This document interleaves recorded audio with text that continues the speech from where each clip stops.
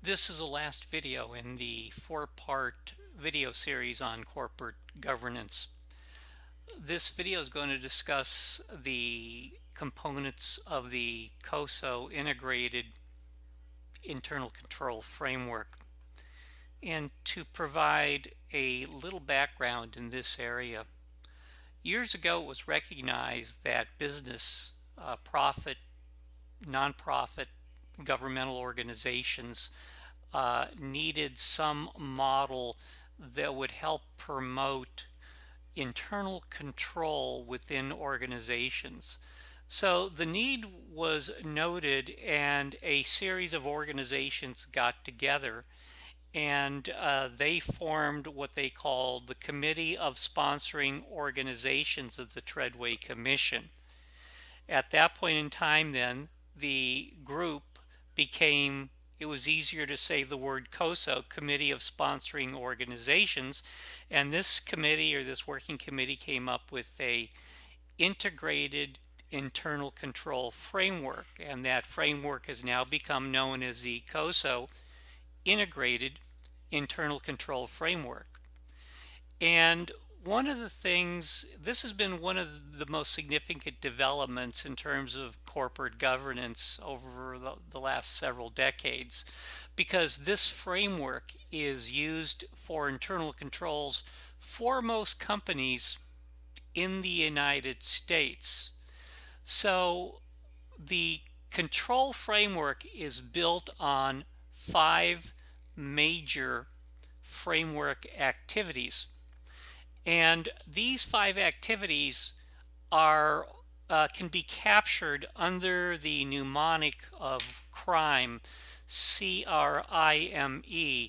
What Liz likes to say in her videos is that internal control activities stop crime, so that's how she'd like you to remember it.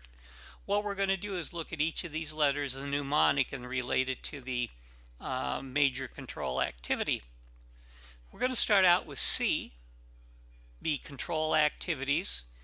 These are the policies and procedures to help ensure management directives are actually carried out. The second component is risk, or R for risk assessment, and that's the entity's identification and analysis of relevant risks. When the entity identifies a risk to their objectives not being accomplished, the entity has to come up with the proper controls in order to be able to mitigate that risk and to monitor the fact that risk has been mitigated. I stands for information systems. That's relevant business processes that support the identification, capture, and exchange of information in a timely manner. And that's going to be able to enable employees to carry out their responsibilities in an efficient and effective manner. They're going to be able to make the most informed decisions based upon the timeliness and accuracy of the information. Monitoring controls. These are controls that which is M as part of crime. These are the controls that these are to assess the effectiveness of controls over time and also provide what I call real-time tripwires. In other words, if a particular objective, a very critical objective, is not being met, that control is constantly monitored, and the moment that objective is not being met, it results in effect a tripwire, which immediately notifies management that something is wrong and there needs to be some form of correction or remediation. And the last area is E, which is environment. And environment basically is the ethical tone of the organization. It creates an organizational conscience. If you think about it, an organization is really it's just an organization. It has it doesn't have its own thought process. In effect, it's the equivalent of a sociopath or a psychopath. but by developing the ethical tone of organization and so forth, we actually give it a conscious. Okay, now let's take a look at the first component, the details that go along with the first component of control environment.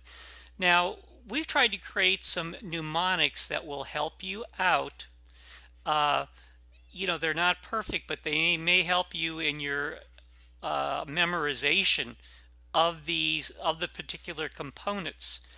Now, in this case, in the control environment, what I've done is I've selected control environment, which is E part of crime. And if you can remember the mnemonic CHOP, C-H-O-P, that may help you. The three first elements of CHOP are C, then you have your H, O, and P. Okay, now the first element is communication enforcement, and this is basically the communication and enforcement of ethical values throughout the entire organization, so everybody's working to the same goals. Competence.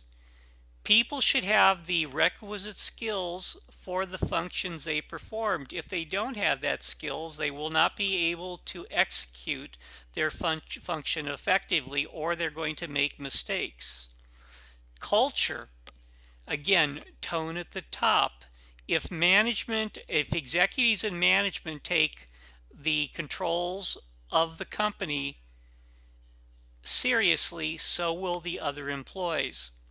Human resources is involved in recruiting. In other words, we're finding the right people for the right job, making sure they're trained, and periodically participating in the evaluation of all employees.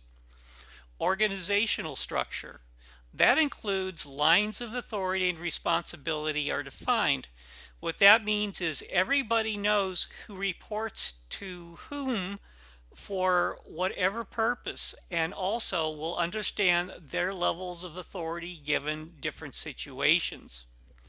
And participation means active participation in the process by those charged with governance. Now we'll move on.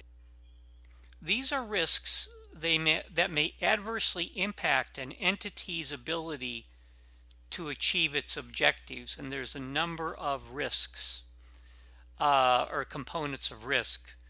And if you'll notice, most of these components deal with either change. In other words, if we have a system that meets its objectives, changes to that system may result in areas where the system is no longer meeting its objectives, or in some cases we may not have recognized certain risks that will hamper the company from meeting its objectives. Now, these components include changes in an operating environment that may make certain objectives and controls obsolete, or that may require new controls. If we have new personnel, they're going to be subject to a learning curve, so they can make mistakes, or the new personnel may not be compatible with the company culture or the systems. New or revamped information systems. Changes to management information systems may reduce the effectiveness of controls, because the system, when it changes, may actually ignore or reduce the amount of controls as opposed to maintain or increase. Rapid growth. Many companies grow out of their adequate systems of internal controls, but they grow out of it, so they could grow out of their existing controls. New technology can be a risk, where you're integrating new technology into production or business information processes. New business, where a company is inexperienced relating to the business it's acquiring or its foreign operations. Restructuring will result in risk because of changes in organizational control systems, management, and personnel. If there are changes like in new generally accepted accounting principles, where changes are required because of new accounting pronouncements. And another risk is changes in economic conditions. Change in those conditions, again, may alter the the objectives that the company is trying to achieve. Okay, now we go on to C, control activities, and that's the C part of crime. And these are policies, procedures to help assure management that directives are followed. And here we have the mnemonic IAPS. And again, if we look at the factors under control activities, information processing is a control activity. We checks of accuracy, completeness, and authorization of transaction. Authorization, policies and procedures to ensure only valid transactions are initiated. Physical controls, only those authorized are allowed access to tangible and intangible assets. Assets are periodically identified and compared to accounting records. Performance reviews, where we compare actual performance with expected results and budgets. And another very important area is segregation of duties. And a lot of times the CPA exam will ask questions, especially about segregation of duties. No employer group should be in a position to perpetuate and conceal errors or fraud in the normal course of their duties. In other words, if certain duties are combined, a person or an organism or a group of people can be in a position to basically perpetrate and to conceal an error, either an error or fraud, in the normal course of their combined duties. And the mnemonic for this is CAR, C-A-R. C stands for custody over assets, A, authorization of transactions over the asset, and R, record keeping for the asset. If these particular functions are combined, an individual or a group of individuals could be in a position to perpetrate and conceal an error or fraud.